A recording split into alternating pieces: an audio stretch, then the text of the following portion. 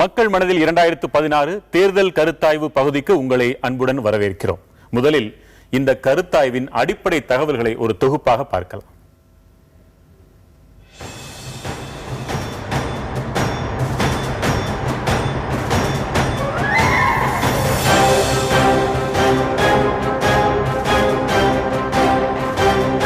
தமிழகத்தில் 234 தொகுதிகளை கொண்ட 32 மாவட்டங்களை வடக்கு, தெற்கு, மத்தி, மேற்கு மற்றும் சென்னை என 5 மண்டலங்களாக பிரித்து இக்கருத்தாய்வு நடத்தப்படுகிறது.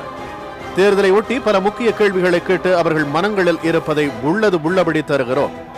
இலவசங்கள், கூட்டணி, வாக்களிக்க பணம், சாதி மதங்களின் அடிப்படையில் வாக்கு, கட்சிகளின் நிதி வசூல் என்பன உள்ளிட்ட பல்வேறு தலைப்புகளில் தலைப்பொன்றிற்கு 5 கேள்விகள் வீதம் நீங்கள் கேட்க நினைக்கும் கேள்விகளே கேட்கப்படுகின்றன.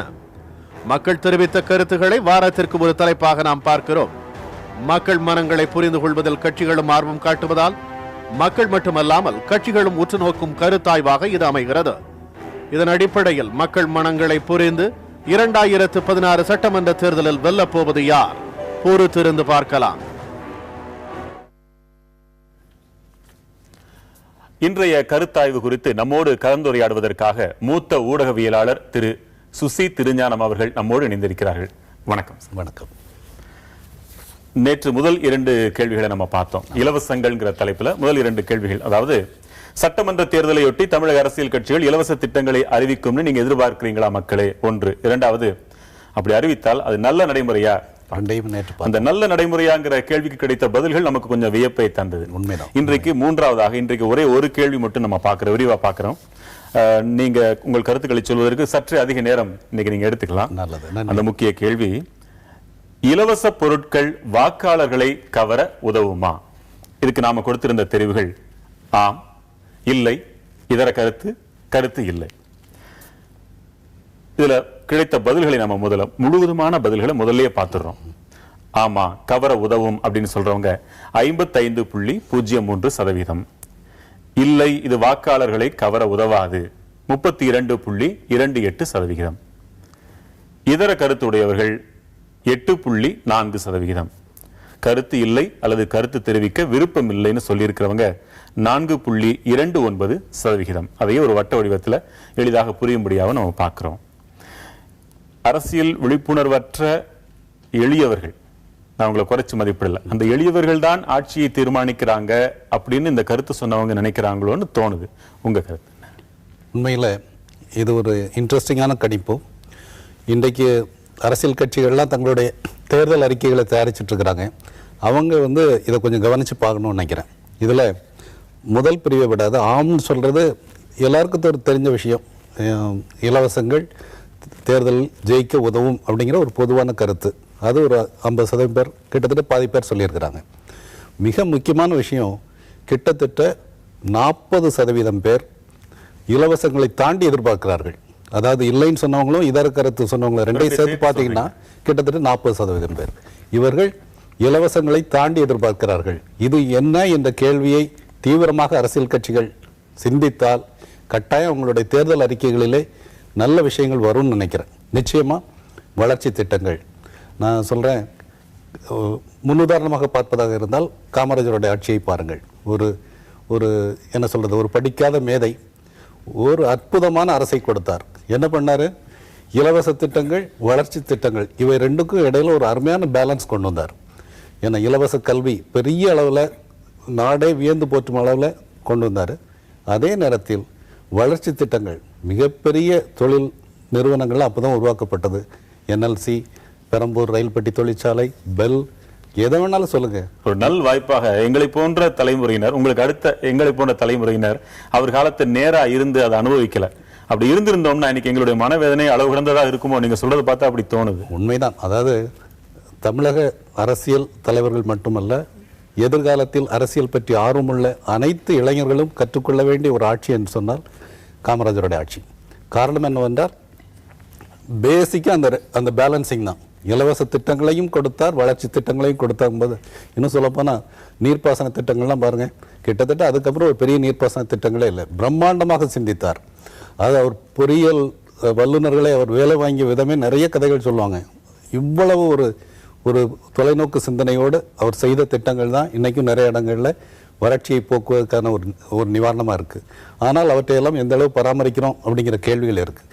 இன்றைக்கு அரசியல் கட்சிகள் தேர்தல் அறிக்கையை தயாரிக்கிற இந்த காலகட்டத்தில் இதில் இருந்து கற்றுக்கொள்ளணும் அப்படின்னு நான் நினைக்கிறேன். குறிப்பாக இலவச திட்டங்கள் போதாது, இலவச திட்டங்களை தாண்டி மக்கள் எதிர்பார்க்கிறார்கள் அப்படிங்கிற ஒரு அழகான புள்ளி விவரத்தை கொடுத்துருக்கிறீங்க.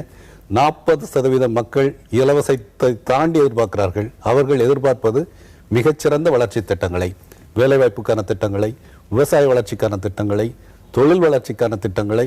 இன்னும் சொல்லப்போனால் தொழில் வளர்ச்சி கூட கிட்டத்தட்ட சென்னையை சுற்றி தான் இருக்குது. கிட்டத்தட்ட சென்னையை சுற்றி 150 கிலோமீட்டர் அளவிலான தொழில் முன்னேற்றங்கிற 60%. மற்ற 40% எல்லா மாவட்டங்களும் சேர்த்து. இதில் இந்த கேள்வி அவங்க எதிர்பார்க்கிறாங்களா இல்லையான்றதை தாண்டி இது அரசியல் அனுமானிக்கிறாங்க. இவங்க இவ்வளவு இலவச பொருட்களை கொடுத்தால் இவங்க இவ்வளவு வாங்குவாங்க, இதெல்லாம் இவங்க அறிவிக்கிறாங்க, இவங்க இவ்வளவு வாக்குகளை வாங்கிடுவாங்க அப்படின்னு ஒரு ஜட்மெண்ட் இவங்க நீதிபதிகளாகி தீர்ப்பு தர முற்படுறாங்க இல்லையா? நிச்சயமா நிச்சயமா அதுதானே பொருள் இதுல. உண்மைதான். சரி, அப்படி ஆண்கள், பெண்கள், இளைஞர்கள் இவங்க தனித்தனியா நம்ம பிரிச்சு பார்க்கலாம். இலவச பொருட்கள் வாக்காளர்களை கவர உதவுமா என்ற கேள்விக்கான முடிவுகளை நாம் பார்த்து கொண்டிருக்கிறோம். அதில் அடுத்ததாக ஆண்கள், பெண்கள், இளைஞர்கள் என்று நாம் பிரித்து நம்ம பார்க்க போறோம் சார். இலவச பொருட்கள் வாக்காளர்களை கவர உதவுமா? அதில் ஆண்கள் தெரிவித்த பதில்களை பார்க்கிறோம். ஆம் 55.13, இல்லை 31.74, இதர கருத்து 8.83, கருத்தில்லாதவர்கள் 4.3. பெண்கள் இலவச பொருட்கள் வாக்காளர்களை கவர உதவும் என்று தெரிவித்திருக்கும் பெண்களின் எண்ணிக்கை சதவிகிதத்தின்படி 55.83, இல்லை 33.33, எதிரையோ வர வேண்டிய 33 இதுல வந்திருக்கு. இதர கருத்துடையோர் 4.09, கருத்தில்லை 6.75. அடுத்த பக்கம் இலவச பொருட்கள் வாக்காளர்களை கவர உதவுமா? அடுத்த தலைமுறை என்ன நினைக்கிறது? அரசியல் கட்சிகளை தெளிவாக புரிந்து வைத்திருக்கிறார்களா இல்லையா இதில் தெரிந்துவிடும். 61.55, இல்லை 30.85, இதர 2.87, கருத்தில்லாதவர்கள் 4.73. முதல்ல இந்த இளையவர்களை இதிலிருந்தே தொடங்கிடலாம். இது நேர்மறையா எதிர்மறையா? மற்றவர்களையும் இவர்கள் ஆம் என்ற சொல்லும் சதவிகிதம் சற்று அதிகமாக இருக்குது. இது எப்படி, நேர்மறையா எதிர்மறையா? நான் ஏற்கனவே விளக்கியது போல தான். அதாவது 61% இருந்தால் கூட 40% பேர் இலவசங்களை தாண்டி எதிர்பார்க்கிறார்கள். இலவசங்களை தாண்டி இளைஞர்கள் எதிர்பார்ப்பது என்ன? நிச்சயமாக வேலை வாய்ப்பு தான். இன்றைக்கி சொல்லப்போனால் ஒரு மிகப்பெரிய சேலஞ்ச். தமிழ்நாட்டில் 1 கோடி பேர் கிட்ட வேலைவாய்ப்பு இல்லாமல் இருக்கிறார்கள். இன்னும் 1 கோடி பேர் அவர்களுடைய திறனுக்கேற்ற வேலை இல்லாமல் இருக்கிறார்கள். இது ஒரு யதார்த்த நிலை. புள்ளி விவரங்கள் வேறு எப்படி வேண்டுமானாலும் இருக்கலாம். உண்மையில் இந்த ஒரு 2 கோடி தரமான வேலைவாய்ப்புகள் எப்படி உருவாக்க முடியும் அப்படிங்கிற ஒரு கேள்வி போட்டிங்கன்னா, தமிழக பொருளாதார வளர்ச்சி அப்படிங்கிறது விவசாயம், சிறு தொழில் இரண்டுக்கும் முக்கியத்துவம் கொடுக்கிற திட்டங்கள் தொடங்கப்பட வேண்டும். ஆனால் அது தொடங்கப்படலை. ஏன்னா வெறும் சேவைத்துறை தான் இன்னைக்கு வளர்ந்துட்டே போத ஒழிய சென்னையை சுற்றி வளர்ச்சி தான் இருக்குது. நீங்கள் விவசாயம், சிறு தொழில் இதில் நிறைய வாய்ப்புகள் இருக்குது. இந்த வாய்ப்புகளை பயன்படுத்த தொடங்கினால் இங்கே நிறைய தொழில் முனைப்பை உருவாக்கிட்டே இருந்தால், அதுக்கு கவர்மெண்ட் சப்போர்ட் பண்ணிகிட்டே இருந்தால் வேலை வாய்ப்புகள் உருவாகிக்கொண்டே இருக்கும். நிறைய தலைவர்கள் உருவாங்க, நிறைய தொழில் நிறுவனங்கள் உருவாகும். அதை நோக்கி அரசியல் கட்சிகள் சிந்திக்க வேண்டும் என்பதுதான் இந்த இளைஞர்களுடைய அடுத்த பக்கத்துல இந்த மூன்றையும் ஒப்பிட்டு நீங்க சொல்லுங்க. ஆண்கள், பெண்கள், இளையவர்கள் இந்த 3% நம்ம ஒப்பிட்டு நம்ம பார்க்கலாம். இதுல உங்களுக்கு என்ன தெரியுது சார்? மீண்டும் மீண்டும் அதுல சின்ன 55 சமமாக இருக்கு. 31, 33. ஆனால் அந்த இதர கருத்துடையோர் 8.83 ஆண்கள். அதாவது இளையவர்கள் கூடுதலா கருத்து சொல்லியிருக்கிறாங்க. இலவச பொருட்கள் வாக்காளர்களை கவர உதவுங்கிறத கொஞ்சம் கூடுதலாக சொல்லியிருக்கிறாங்களோ ஒழிய, காமன் ட்ரெண்ட் அப்படின்னு சொல்லி பார்த்தீங்கன்னா 40% பேர் மூணுலையுமே கம்பைன் பண்ணி பார்த்தீங்கன்னா, ஏன்னா இல்லைன்னு சொல்கிறவங்களும் இதர பிரிவினையும் சேர்த்தா கிட்டத்தட்ட 40% பேர் இலவசங்களை தாண்டி சிந்திக்கிறார்கள். அப்படின்னு சொல்லும்போது இப்போ பெண்களை பற்றி பாருங்களேன். பெண்கள் பொறுத்தவரை நிச்சயமாக இன்றைக்கு மது பிரச்சனையினால் அதிகம் பாதிக்கப்பட்டிருக்கிறது பெரும்பாலும் குடும்பத்தில் உள்ள பெண்கள். இது எத்தனையோ குடும்பங்களில் வேதனைகளை உருவாக்கியிருக்கு. அவங்க என்ன நினைப்பாங்க? நிச்சயமாக இலவசம் என்பதற்கு ஏன்னா டாஸ்மாக் ஒரு காரணத்தை சொல்கிறதா இருந்தால் அது வேணாம் அப்படின்னு நினைப்பாங்க. ஏன்னா நிச்சயமாக அதுக்கு ஒரு முடிவு கட்டப்பட வேண்டும். இந்த தேர்தலில் அது ஒரு இயக்கமா மாறணும். அரசியல் கட்சிகள் நீங்க இல்லை அதை வலியுறுத்திட்டே இருக்கிறதுனால நான் வலியுறுத்துறேன். அந்த பக்கம் நான் போய்க்கிறேன். 50க்கு மேலே அவங்க இருக்கிறதுனால நம்ம தேர்தல் நடைமுறைகளின்படி யார் அதிக வாக்கு சதவீதம் அவங்க தான் வெற்றி பெற்றவர்கள் ஆகிறாங்க. இப்படி மக்களை பற்றி கட்சிகள் நினைப்பதும், மக்களை பற்றி இந்த கருத்து தெரிவித்த மக்களை நினைப்பதும் எல்லாம் ஒன்று போல வரும்போது இதுவே ஒரு முடிவை நோக்கி கட்சிகளை தள்ளிடாதோ? அதாவது ஆம்னு சொல்றவங்களும் கூட எதை எதிர்பார்ப்பாங்க? ஒரு இலவசங்களை கொடுங்கள், ஏன்னா அது அடித்தட்டு மக்களுக்கு தேவையான இலவசங்களை கொடுங்க, ஆனால் தரமானதை கொடுங்க. ஏன்னா இலவசம் என்ற பெயரில் ஏமாற்றி ஓட்டு வாங்கிட கூடாது அப்படிங்கிற ஒரு எச்சரிக்கையோடு சொல்றதை நம்ம எடுத்துக்கலாம். நிச்சயமா மீண்டும் மீண்டும் சொல்றேன், இலவசத்தை தாண்டி மக்கள் எதிர்பார்க்குறாங்க அப்படிங்கிறதனோட ஒரு அடிப்படை விஷயத்தை அரசியல் கட்சிகள் கற்றுக்கொண்டால் அவருடைய தேர்தல் அறிக்கைகளில் நல்ல வளர்ச்சி திட்டங்கள் வரும் என்று நாம் எதிர்பார்க்கலாம்.